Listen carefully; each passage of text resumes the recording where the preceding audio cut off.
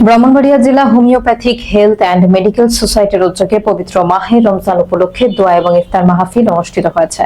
শনিবার শহরের একটি স্থানীয় রেস্টুরেন্টে আয়োজিত অনুষ্ঠানে প্রধান অতিথি হিসেবে উপস্থিত ছিলেন ব্রাহ্মণবাড়িয়া প্রেস ক্লাবের সভাপতি জাবেদ রহিম বিজন। বিস্তারিত থাকছে হিলাল উদ্দিনের তথ্যচিত্রে।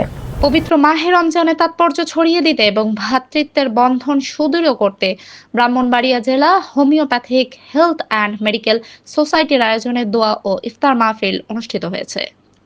শনিবার বিকেলে শহরের মসজিদ রোডস্থ রহমানিয়া হোমিও ফার্মেসির সৌজন্যে স্থানীয় একটি অভিজাত রেস্টুরেন্টে এই ধর্মীয় অনুষ্ঠানের আয়োজন করা হয়।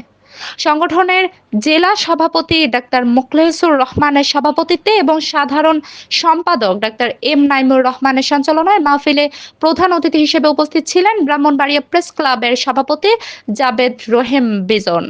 অনুষ্ঠানে বিশেষ অতিথি হিসেবে টেলিভিশন জার্নালিস্ট অ্যাসোসিয়েশনের সভাপতি আল আমিন শাহিন সহ জেলার বিশিষ্ট চিকিৎসক ও সাংবাদিক নেতৃবৃন্দ উপস্থিত ছিলেন।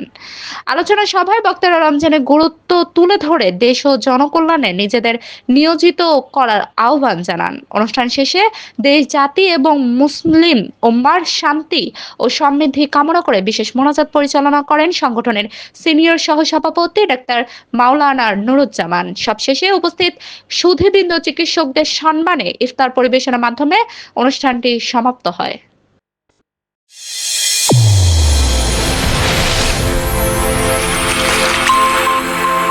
চ্যানেল A1 হৃদয়ের স্পন্দন।